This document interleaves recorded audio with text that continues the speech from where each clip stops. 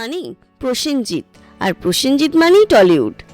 দীর্ঘ 4 দশক ধরে একা হাতে একটা পুরো ইন্ডাস্ট্রিকে টেনে নিয়ে যাচ্ছেন যিনি, যার ইশারায় টলিপাড়ার উত্থান পতন হয়। আপনি কি জানেন তার পর্দার পেছনে আসল কষ্টটা কি? বিস্তারিত জানতে ভিডিওটি পুরোটা দেখুন। আর আমাদের চ্যানেলে নতুন হলে চ্যানেলটি সাবস্ক্রাইব করে পাশে থাকা বেল আইকনটি প্রেস করে। যে মানুষটা 300রও বেশি সিনেমায় অ্যাক্টিং করেছেন, যার অ্যাক্টিং দেখে হলে কোটি কোটি মানুষ হাহাকার করে ওঠে, সে নাকি নিজের সিনেমাগুলোই ভালো করে দেখার সময়ও পান না। মেগাস্টার হওয়ার জন্য কত বড় দাম চোকাতে হয়, আর 60 বছর পেরিয়েও কিভাবে তিনি টলিপাড়ার গডফাদার হয়ে টিকে আছেন, তা আজ আমরা এই স্পেশাল ডকুমেন্টারিতে প্রমাণসহ ডিকোড করব। একবার নিজের জায়গা থেকে লজিক্যালি ভেবে দেখুন তো, আপনি জীবনে অনেক টাকা কামালেন, বিশাল নাম করলেন, কিন্তু সেই টাকাই বা নামটা আপনার পরিবারের সাথে বা বন্ধুদের সাথে এনজয় করার সময় আপনার নাই, তখন আপনার কেমন লাগবে?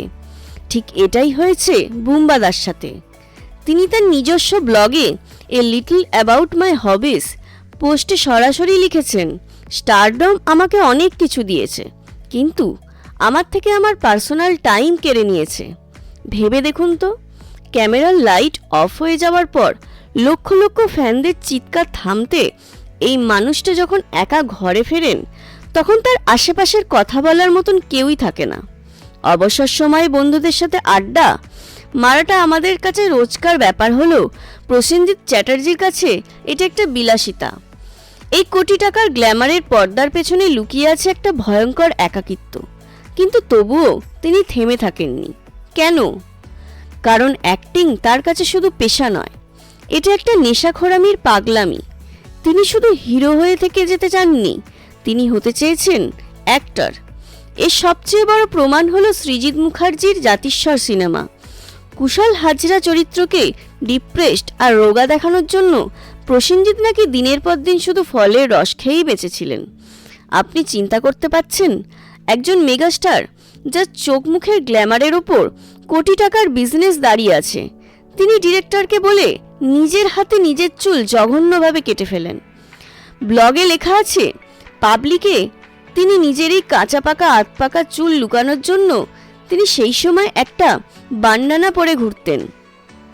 একটা ন্যাশনাল অ্যাওয়ার্ডের পেছনে কত রাতের না ঘুমানো অত্যাচার লুকিয়ে থাকে, তা জাতিস্বরের এই গল্প না শুনলে আপনারা বিশ্বাসই করতে পারতেন না। একেই বলে আসল ত্যাগ।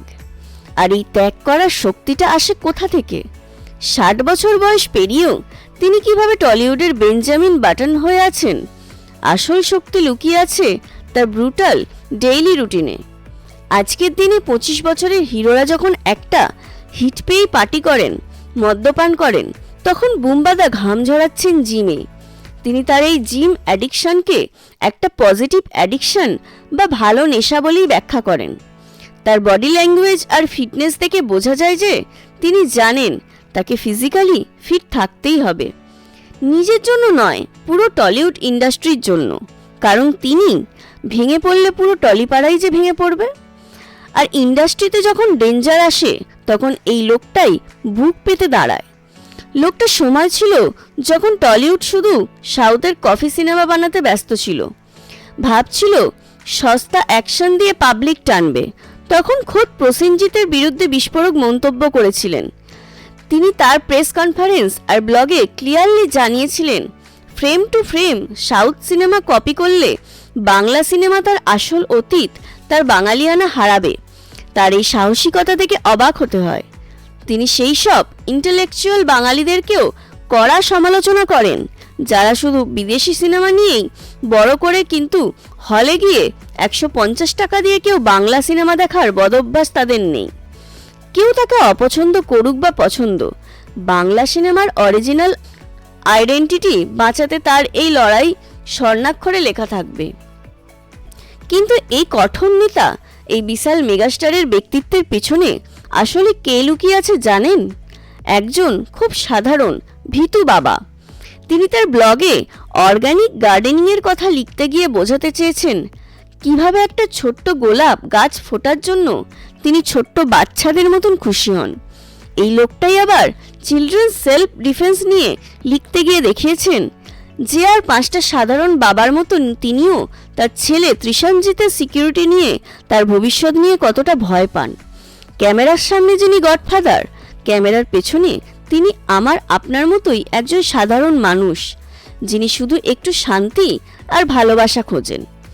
300টা সিনেমা, লক্ষ লক্ষ ফ্যান, চোখ ধাঁধানো কোটি টাকার কর্মযোগ্য, আর একা একটা মানুষের পর্দার পেছনে অবিরাম লড়াই।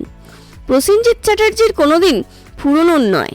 বুম্বাদার এই অগণিত রহস্য আর তারই স্যাক্রিফাইস আপনার কেমন লাগলো? আপনার কাছে প্রসেনজিতের সেরা সিনেমা কোনটি? কমেন্ট বক্সে অবশ্যই জানান।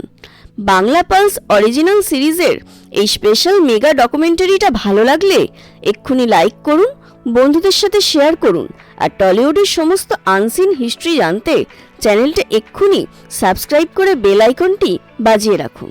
ধন্যবাদ।